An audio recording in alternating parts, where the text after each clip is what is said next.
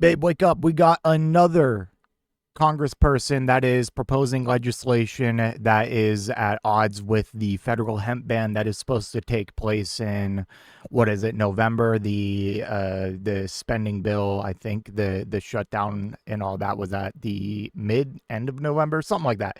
Regardless, we have another congressperson who is proposing a bill, and it is another Republican. Now, it's funny because we've seen a few bills proposed from both sides at this point that we've covered. And like so far, it's oddly enough, even though Republicans are responsible for this happening in the first place, oddly enough, it's Republicans who are like proposing the most like based bills here. Like the ones coming from Democrats, like the one that comes to mind was from were they the Oregon senators, Wyden and Merkley. They proposed something. Now, it was better than just letting it go through, but they had like a lot of restrictions in there too, but it was better than nothing. And then we had Nancy Mace was just like, let's just fucking axe this thing altogether. So we have another one here. And as promised, we are going to, I promised I'd try to cover any significant updates on this ban. And here we are with another update because we have another bill. You know, the most common sense way to address this, in my opinion, is to just put an actual age gate like on these products, because right now there technically isn't one, even though like most places do age gate them. So put it in law, above 18, above 21, whatever. I'm above 21, so I don't really care anymore. Require third party testing and like public lab results and clear labeling, etc. Like that's pretty much all you have to do, because anything further than that, it's insane to me. Because like when you compare this to alcohol, let's break this down one by one. You can't be addicted to weed like you can alcohol. All right, like you can stop weed cold turkey anytime and you're not going to die. If you are someone who consumes a lot of alcohol and alcoholic and you quit cold turkey, there's a more than likely chance that you will just fucking die. Okay. Uh, it, Even the highest like synthetically created THC is not going to kill you. And there's THC out there that is like advertised as like hundreds of times more potent than regular Delta 9 THC. And no one's died from that. No one's died strictly from THC in general. Any deaths that came related to THC, not only are they like, what is it, less than a dozen, they're always something that it was either laced with something like in the cart, but never the THC itself, no matter how synthetic it is. Unlike like a high dose of alcohol, like if you consume too much alcohol, you're going to die. Like there's no getting around it. And like even from a public safety standpoint, there's far less people who get into DUI accidents while under the influence of weed compared to alcohol. There's far less public disturbances from people under the influence of weed over alcohol. There are, you just keep going on all day. Anyways, I've rambled on long enough. Let's go ahead and get into this bill. I mean, at the end of the day, last thing I'll say, and I make this very clear every video, like overall, I'm like kind of in the decriminalize all drugs camp, but we can't have everything. We got to start somewhere, and I am more than fine with starting with weed. All right, this is from the Cannabis Business Times. Bipartisan bill aims to delay federal hemp product ban until November 2028. House Representative James Baird, a Republican from Indiana, and a quartet of bipartisan co-sponsors are attempting to throw the U.S. hemp industry an extended lifeline on an impending product ban. Baird introduced legislation on January 12th to delay the implementation of the federal ban on intoxicating hemp products until November 2028. So yeah, the current as it is right now, the ban will kick in November 2026. 2 years after the ban is supposed to go into effect. Baird indicated his intentions for the Hemp Planting Predictability Act are focused on supporting American farmers. Planting and growing crops require planning well in advance, Baird said.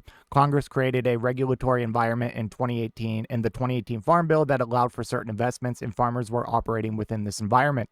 The hemp provision included in the continuing resolution and appropriations bill passed in November 2025 disrupted planting decisions that had already been made. Congress should not have passed such a sweeping policy change that upends a growing industry. Instead, Congress should have given farmers more time, creating a more stable environment for farmers to modify their future planting decisions. I am proud to introduce this legislation to ensure farmers have predictability and sufficient time to adjust to new laws that affect their livelihood. And I'm not going to go over this. We've gone over this a million times, but here are some of the notable restrictions that are in the new Farm Bill as it is, that would, as it is, take effect in November 2026. Anyways, the legislation Baird introduced on Monday would simply kick the effective date 2 years down the road by striking 365 days and inserting 3 years in Section 781 of the Federal Appropriations Package. I mean, that's fine with me. Like, I'm normally against for things like kicking the can down the road, but like in this situation, it just gives more time for there to be just better legislation that can be created. It just allows more time in general. And like ideally the environment for weed will have shifted even more in that 2 year time, like in that 2 year extension frame, giving more time for even more states to legalize, let the rescheduling to actually that Biden kicked off and Trump is supposed to be accelerating the rescheduling from a Schedule 1 to a Schedule 3. And and so forth. Just more time in this to just leave it as it is, because right now as it is, it's hardly a problem. The biggest argument is the age gate thing, but that's like pretty much taken care of. All right. Baird's bill is co-sponsored by House Oversight and Accountability Chair James Comer, House Agriculture Committee Ranking Member Angie Craig, and Representatives Gabe Evans and Tim Moore, all Republicans. Oh, nope, sorry, Angie Craig is a Democrat. So that's some good backing, and that gives me a little bit of hope that this could actually go through. This common sense extension, finally. Republicans using the word common sense, the phrase common sense correctly. I never thought I would see the day, but hey, I agree with them for once. This is a common sense extension that gives farmers and America's hemp industry the time they need to adapt while Congress works to establish a clear, reasonable regulatory framework, Comer said. I've championed the hemp industry since my time as Kentucky's Commissioner of Agriculture and remain committed to bipartisan solutions in Washington that support our local farmers and provide certainty for this growing industry. While Baird ultimately voted in favor of reopening the government in November, he was among 13 GOP House members who signed a letter in September opposing the federal ban on intoxicating hemp products that was under consideration earlier that year. Comer and Moore, Comer. I kind of like Comer. I don't know if that is. I'm sorry. I'm a fucking child. Anyways, also signed the letter, which pointed to more than 70% of hemp acres grown in the U.S. being dedicated to cannabinoid production. That's crazy. I did not know that.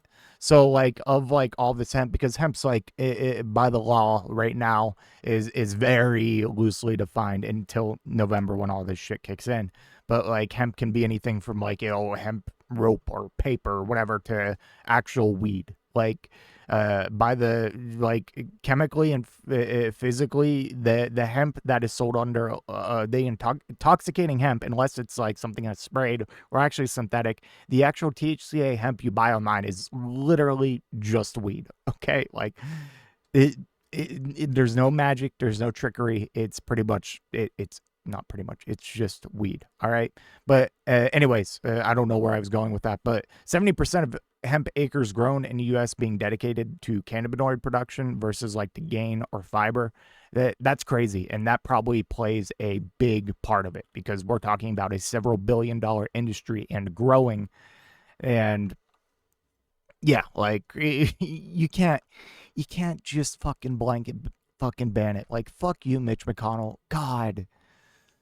Oh, such a bitch. God, I hate him so much. Like, I could make a whole video on Mitch McConnell. Maybe I will when he fucking finally croaks. Then I can make a video honoring his fucking shit legacy and being largely responsible for like where we are today, just in general, not with just this a hemp ban situation. Anyways, I digress. I'm gonna get myself in trouble if I keep talking about that. Let me know what you think in the comment section down below, and I will see you in the next one. If you made it to this point in the video, I just want to give a special thank you. If you enjoyed it, please hit that like button down below, and if you really enjoyed it, maybe consider hitting that subscribe button while you're down there. I want to hear your thoughts in the comment section. I will try to reply to any and all comments that I can. Until next time, watch that video on screen.